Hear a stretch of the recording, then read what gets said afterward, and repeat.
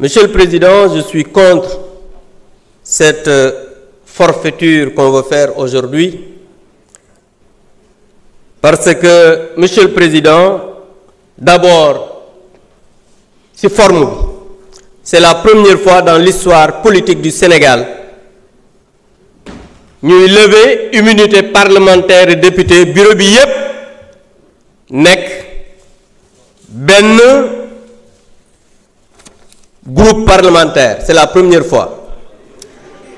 S'il vous plaît, tout le bureau, lors de la levée de l'immunité parlementaire de Ousmane Sonko, le bureau, le premier vice-président, c'est votre actuel ministre de l'Éducation nationale, Guirassy. Et je vous rappelle, monsieur le garde des Sceaux, je parle sous votre direction parce que on a dit qu'il n'y a jamais eu de dossier dans une procédure de levée d'immunité parlementaire. C'est totalement faux. Vous êtes un magistrat, vous savez qu'à chaque fois qu'il y a une demande, c'est motivé. Lors de la levée de l'immunité parlementaire de Ousmane Sonko, on nous a donné 15 documents. 15, je dis bien 15 et je vais vous les lire. La presse, après, je pourrais mettre à votre disposition le document.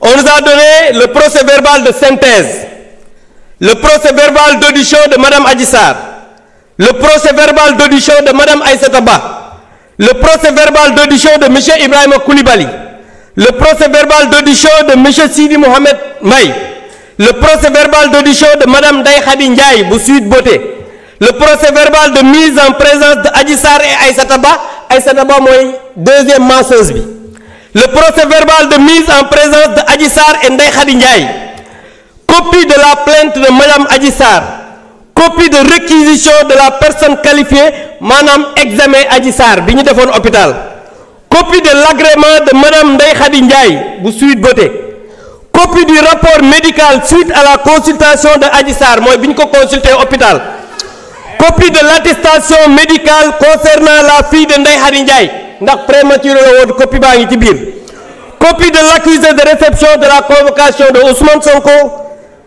15e document, copie du courrier collectif des avocats de Ousmane Sonko. Donc lii mooy li nga xam ne moo nekkoon ci dossier ba. Beneen bi mooy ñii ñu ñëw ñuy def levée d'immunité parlementaire sans document. Aujourd'hui ñi war a poursuivre mooy le groupe PASTEF pour association d'escroquerie politique portant sur une manipulation à exécuter une commande politique du Premier ministre Ousmane Sonko en utilisant frauduleusement le règlement intérieur de l'Assemblée nationale qui est une loi organique. Monsieur le ministre, Ousmane Sonko moo wax ne Farba Ngom dootul bokk ci élection fii ci Sénégal.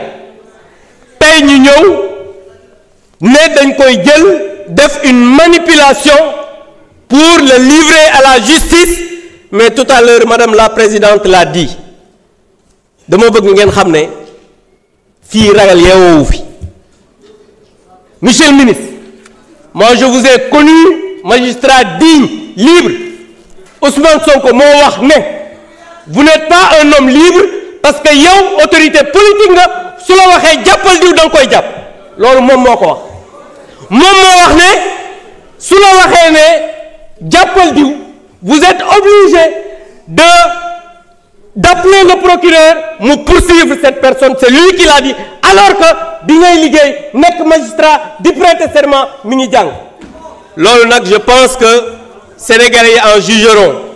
En tout cas ce qui est en train d'être fait c'est une escroquerie politique et pour l'affaissement de l'Assemblée nationale nous ne pouvons pas participer à ça et je demande à mes collègues de se retirer pour ne pas participer à cette mascarade.